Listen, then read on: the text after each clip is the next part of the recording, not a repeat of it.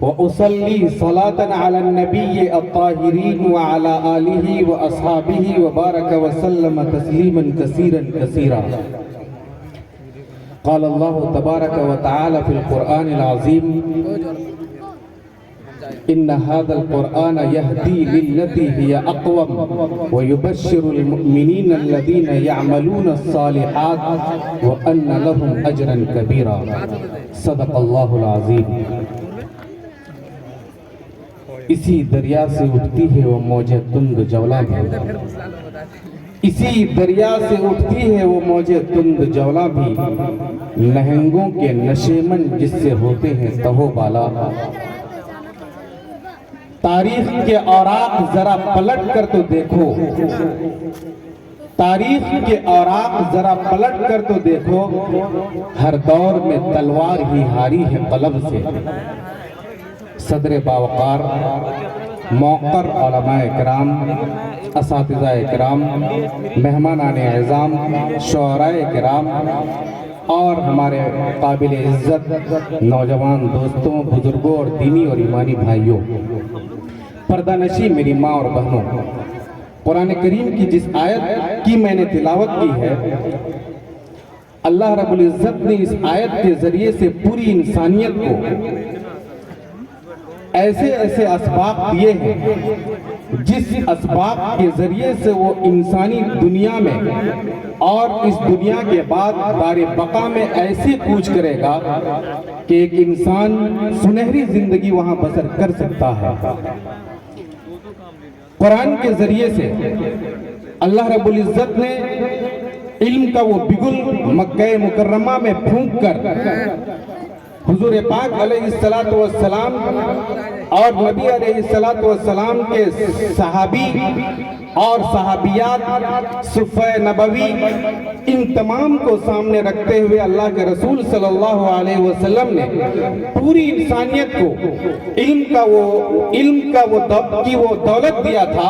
جس دولت کے ذریعے سے انسان اپنی زندگی اس دنیا میں بھی آباد کر سکتا تھا،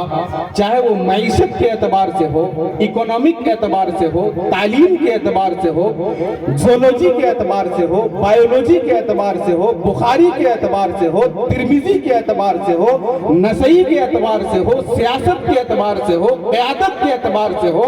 صفات کے اعتبار سے ہو، اللہ کی نوازشات کے اعتبار سے ہو، چاہے وہ کسی اعتبار سے ہو، اللہ رب العزت نے کوئی گوشہ اس آیت میں نہیں چھوڑا ہے. اور کہا جب قرآن آیا تو اللہ رب العزت نے اخلاقیات کی تعلیم دیا، قرآن آیا تو اللہ رب العزت نے عورتوں کو مقام دیا، قرآن آیا تو اللہ رب العزت نے تاریخ کے اوراق کو پلٹ کر قلم کے اوراق کو باندھا اور کہا نون والقلم وما یسطرون. پھر کہیں کہا اقرا بسم ربک الذی خلق خلق الانسان من علق اقرا وربک الاکرم الذی علم بالقلم. یہ وہ آیات تھے جن آیتوں کے ذریعے سے اللہ رب العزت نے پورے مکہ مکرمہ میں تبلیغ، تعلیم، دین، سیاست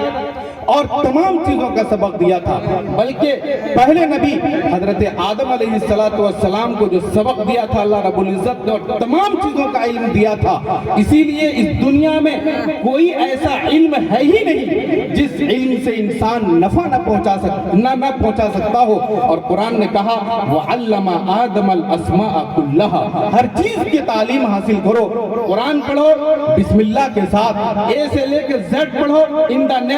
نیم آف اللہ کے ساتھ،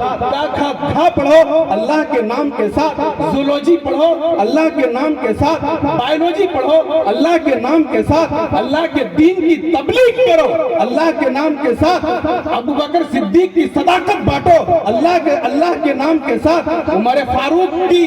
فاروق کی عدالت بانٹو اللہ کے نام کے ساتھ، حضرت عثمان کی غنا بانٹو اللہ کے نام کے ساتھ، حضرت علی کی شجاعت بانٹو اللہ کے نام کے ساتھ، حضرت خالد کی کرامت بانٹو اللہ کے نام کے ساتھ. الغرض پوری دنیا میں آپ کا چرچا اسی وقت عام ہو سکتا ہے جب آپ سارا کام اللہ کے نام کے ساتھ شروع کریں گے. ورنہ تعلیم صرف نوکر بننے کے لیے رہ جائے گی، نوکری لینے کے لیے رہ جائے گی۔ اگر تعلیم سیکھنا ہے تو غلامان مصطفیٰ سے سیکھیے، اگر تعلیم سیکھنا ہے تو حضرت ابو بکر صدیق سے سیکھیے، اگر تعلیم سیکھنا ہے حضرت عائشہ سے سیکھیے، اگر قربانی سیکھنی ہے حضرت سمیہ سے سیکھیے، اگر ڈاکٹری سیکھنی ہے حضرت رفیدہ سے سیکھیے، اگر دنیا کی تمام طاقتور چیزیں تمہارے سامنے ہو تو اپنی طاقت کو سامنے رکھ کر یلغار کیجئے حضرت عمر فاروق سے سیکھیے۔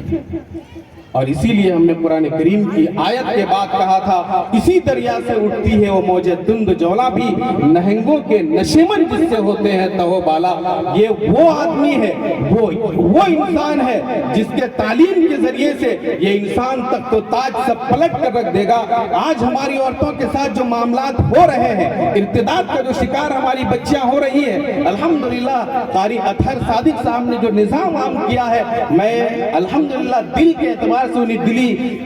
خوشی محسوس ہوتی ہے اور انہیں مبارکبادی پیش کر رہا ہوں کہ انہوں نے بچیوں کے ساتھ اور بچیوں کے لیے جو نظام قائم کیا ہے، یقینی طور پر اس دور میں اس کی ضرورت ہے۔ جن بچوں کے ایمان کو بگاڑا گیا، جن بچوں کے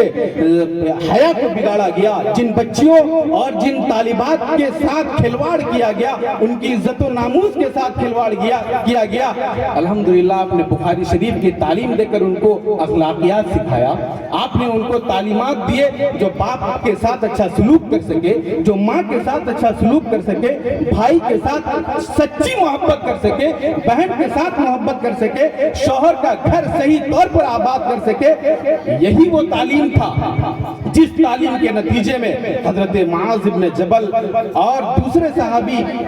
مصر میں، عراق میں، شام میں، فلسطین میں جا کر اپنی اپنی جگہ میں تمام لوگوں کو یہ سکھایا کرتے تھے کہ قرآن نے اس چیز کی تعلیم دیا ہے۔ اس لیے میں اپنی ان تمام چیزوں پر، غالباً میرا وقت بھی ہو گیا ہوگا، میں ان تمام چیزوں سے اس چیز کی دعوت دینا چاہتا ہوں قرآن کریم کی اس آیت سے، اگر آپ کو سیاست کرنی ہے تو قرآن سے سیکھو، اگر سیاست کے ساتھ قیادت کرنی ہے تو قرآن سے سیکھو، اگر بچوں کی عزت دینی ہے تو قرآن سے سیکھو، بچوں کو محبت دینی ہے تو قرآن سے سیکھو، اساتذہ سے تعلیم لینا ہے تو محسن انسانیت سے سیکھو، اور ماں باپ کے ساتھ حسن سلوک کرنا ہے تو قرآن کریم کے اوراق پلٹو اور حدیث پاک کے اوراق پلٹو، یاد آ جائے گا وہ سبق جس سبق کے ساتھ نبی پاک علیہ السلام نے اخلاقیات کی تعلیم عام کیا تھا، سیاست کی تعلیم عام کیا تھا، لوگوں میں محبت بانٹا تھا، نفرتوں کو دور کیا تھا، اوس اور خزرج والوں کو ملایا تھا، تمام لوگوں میں محبتوں کو عام کیا تھا۔ یہی ہماری زندگی کا اور بالخصوص ابھی کے دور کے ہندوستان کا یہی مقصد ہونا چاہیے، ورنہ آئے پر میں نہیں بول سکتا ہے NRP آنے ہی والا ہے، NRC آنے ہی والا ہے، آپ کو ایسے ہی کھدیڑ کر دور کر دیا جائے گا۔ اس لیے ضرورت اس بات کی ہے کہ ابھی ایمان کو تازہ کیجئے، اپنے ایمان کے ذریعے سے کسی غیر کو اپنے دل میں جگہ مت دیجئے، قرآن کریم کے ساتھ اپنی تلاوت کو عام کیجئے، تلاوت کے ساتھ تفسیر کی دعوت دیجئے، حدیث پاک سے رشتہ جوڑیے اور نبی پاک علیہ السلام کی سنتوں پر عمل کیجئے۔ میں یقین کے ساتھ کہہ سکتا ہوں وَلَا تَهِنُوا وَلَا تَحْزَنُوا وَأَنْتُمُ الْأَعْلَوْنَ إِن كُنتُم مُؤْمِنِينَ، تم ہی سربلند رہو گے، تم اونچے دیکھے جاؤ گے، آسمان کی بلندی میں تمہارا ہی نام ہوگا اگر مؤمن بن کر زندگی گزارو گے، ایمان کے ساتھ زندگی گزارو گے، سنت کے ساتھ زندگی گزارو گے، قرآن کریم کی تلاوت کے ساتھ زندگی گزارو گے، اور نبی پاک علیہ السلام کی سنت پر عمل کرتے ہوئے اگر زندگی گزارو گے تو تم ہی اوج کمال پر رہو گے۔ باطل سے دبنے والے اے آسمان نہیں ہم 100 بار کر چکا ہے تو امتحان ہمارا، وہ آخر دعوانا ان الحمدللہ رب العالمین۔